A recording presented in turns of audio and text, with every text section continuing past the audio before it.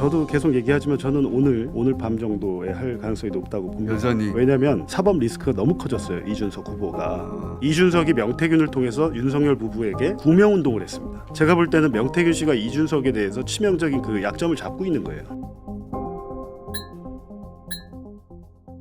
오늘 아침 김문수 캠프의 김재원이 충격적인 폭로를 해 큰 화제입니다. 이미 보신 분들도 계시겠지만 김재원은 YTN 라디오 뉴스파이팅에 출연해 단일화 관련 얘기를 하며 어젯밤 이준석 측으로부터 만남을 제안받았으나 최종 무산됐다는 폭로를 했습니다. 구체적으로는 어제 이준석 측으로부터 저녁 9시에 의원회관에서 만나자는 연락을 받았는데 만남 준비를 하던 중 장소 변경 요청이 왔고 곧바로 회동 취소 통보를 받았다는 것입니다.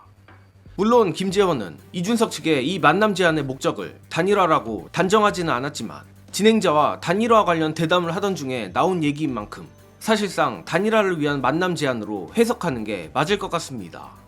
재미있는 건 이 가정이 맞다는 전제하에 대체적 세간의 예측과 달리 이준석 측이 먼저 단일화 제안을 했다는 것입니다. 이에 이준석은 자신의 페이스북에 자신은 공개 일정으로 9시까지 종로 3가에 있었고 10시부터 홍대 유세를 했기에 김재원의 폭로가 사실관계에 맞지 않다는 입장을 밝혔습니다.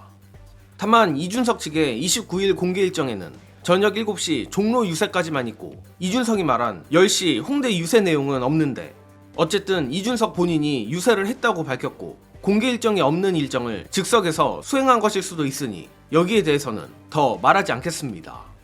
그러나 김재원의 폭로가 터진 직후 오늘자 뉴공에서 주진우 기자가 밝힌 바에 따르면 정예능으로선 이준석보다는 김재원 말에 더 신뢰가 가는 부분입니다.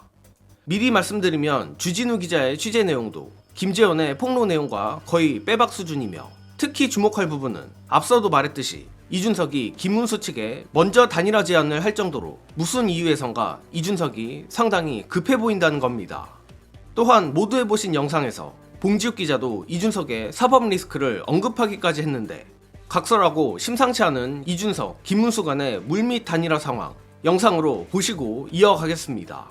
김문수 후보 측에서는 그렇습니다. 공개 토론 제의를 먼저 이준석 측에서 해왔다. 그러면 단일화를 하느냐 그 자리에서 아니다. 단일화는 다른 문제다. 그러면 비공개로 단일화만 가지고 얘기하자. 이게 김문수 측의 주장입니다. 공개 토론을 하고 여기에서 단일화를 마무리하자. 이런 토론 얘기가 어제 낮에 있었어요. 그리고 밤에 토론회가 왔다 갔다 하다가 9시에 의원회관에서 만나자는 기별을 받았다. 김문수 후보 측에서. 그래서 김문수 후보가 대기합니다. 그런데 조금 있다가 연락이 옵니다. 여기 말고 여기도 눈치에서 보자. 아니 단일화 지금 중요한 얘기를 해야 되는데 긴밀한 얘기를 비밀 얘기를 해야 되는데 눈치에서 보고 기자들 많이 오고 카메라 오면 어떻게 하냐. 그래서 못 간다 해서 왔다 갔다 하다가 결국 결렬됐습니다. 어젯밤에. 저도 계속 얘기하지만 저는 오늘 밤 정도에 할 가능성이 높다고 봅니다. 여전히. 왜냐하면 사법 리스크가 너무 커졌어요. 이준석 후보가. 제가 말씀드렸지만 2022년 10월에 경찰이 수사할 때 매매 부분, 알선수재 부분은 빼고 검찰에 기소를 하거든요. 2022년 10월이면 명태균 씨가 가장 실세였을 때예요. 그리고 저희가 카카오톡을 공개했지만 이준석이 명태균을 통해서 윤석열 부부에게 구명운동을 했습니다. 제가 볼 때는 명태균 씨가 이준석에 대해서 치명적인 그 약점을 잡고 있는 거예요.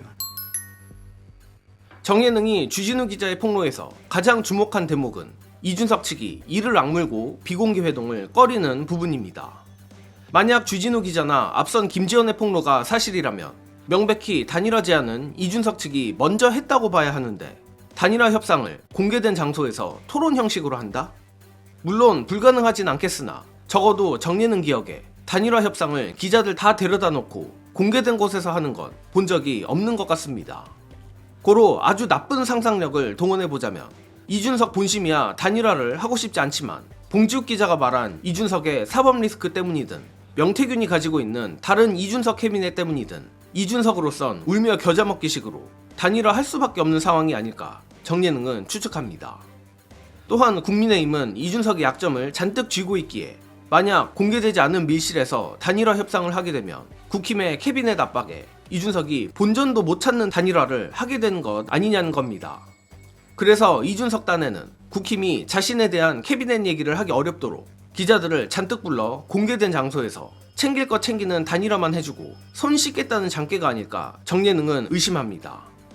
아무튼 봉지욱 기자의 말대로 정예능도 수세에 몰릴 대로 몰린 이준석이 오늘 밤에라도 전격적인 사퇴를 해서 사실상의 단일화를 해주지 않을까 싶은데, 본인은 사퇴를 한 거지 단일화를 한 건 아니라고 변명하겠지만, 그러거나 말거나 이준석이 꼭 그렇게 해주기를 기대합니다.